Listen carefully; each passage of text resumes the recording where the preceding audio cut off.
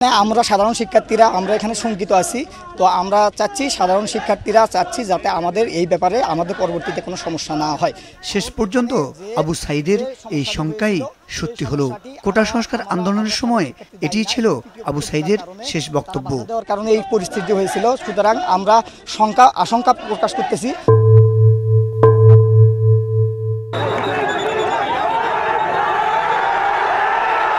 বিশ্ববিদ্যালয় উত্তালের খবর শুনে কয়দিন আগেও আবু সাঈদকে বাড়ি ফিরতে বলেছিলেন তার মা। কথা ছিল এ সপ্তাহেই মায়ের কাছে যাবে সে। সাঈদ বাড়ি ফিরল ঠিকই, কিন্তু লাশ হয়ে।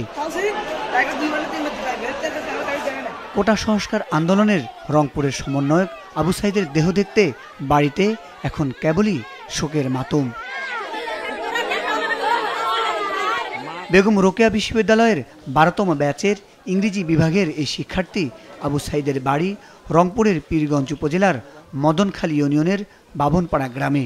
স্বজনদের আহাজারিতে বাড়ির বাতাস ভারী হয়ে উঠছে। মা বাবা ভাই বোনের বুক ফাটা আর্তনাদ যেন থামছেই না।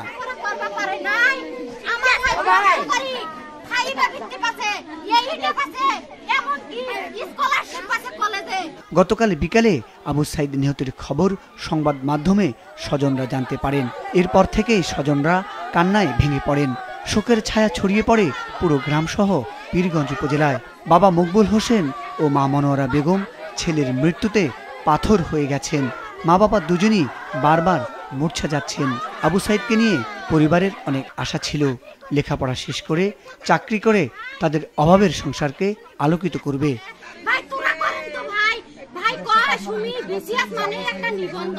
সাঈদের বাবা দিনমজুর হওয়ায় অভাব তাদের নিত্যসঙ্গী ছিল। অর্থের অভাবে লেখাপড়া একেবারেই দুঃসাধ্য হয়ে পড়েছিল। টিউশনি করে টাকা জোগাড় করে লেখাপড়া চালিয়ে আসছিল সাঈদ।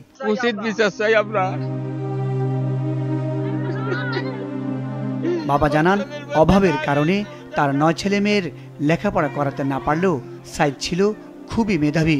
স্থানীয় খালাসপীর উচ্চ বিদ্যালয় থেকে জিপিএ 5 পেয়ে এসএসসি পাশ করার পর রংপুর সরকারি কলেজ থেকে এইচএসসিতেও জিপিএ 5 পেয়ে পাশ করেন। রোকেয়া বিশ্ববিদ্যালয়ে ভর্তি পরীক্ষায় ভালো ফলাফল করে তার পছন্দের ইংরেজি বিষয়ে ভর্তি হন। 12তম ব্যাচের ইংরেজি বিভাগের অত্যন্ত মেধাবী শিক্ষার্থী ছিল সাঈদ। কোটা সংস্কার আন্দোলন শুরু হওয়ার প্রথম থেকে আবু সাঈদ ছিলেন সামনের কাতারের যোদ্ধা। প্রতিটি মিছিলে মাথায় জাতীয় পতাকা লাগিয়ে হাতে বড় জাতীয় পতাকা নিয়ে মিছিলের অগ্রভাগে থাকতেন। 16 জুলাই কোটা সংস্কার আন্দোলনকারীরা রংপুর নগরীতে মিছিল বের করে। এ সময় আবু সাঈদ তাদের সঙ্গে যোগ দেয়। এরপর ছাত্রলীগ ও পুলিশের সঙ্গে তাদের সংঘর্ষ বাধে। পুলিশ টিয়ারশেল, গুলি ও রাবার বুলেট নিক্ষেপ করে আন্দোলনকারীদের হটিয়ে দেওয়ার চেষ্টা করে, কিন্তু আবু সাঈদ একাই অবিচল দাঁড়িয়ে থাকেন। সাঈদ বুক উঁচিয়ে দেন সাহসের সাথে। তাকে লক্ষ্য করে পুলিশ গুলি করলে তার বুকে বিদ্ধ হয়। কিছুক্ষণের মধ্যেই মাটিতে লুটিয়ে পড়েন সাঈদ। তাৎক্ষণিকভাবে রংপুর মেডিকেল কলেজ হাসপাতালে নিয়ে আসা হলে কর্তব্যরত চিকিৎসক তাকে মৃত ঘোষণা করেন। মাছরাঙ্গা নিউজ ডেস্ক।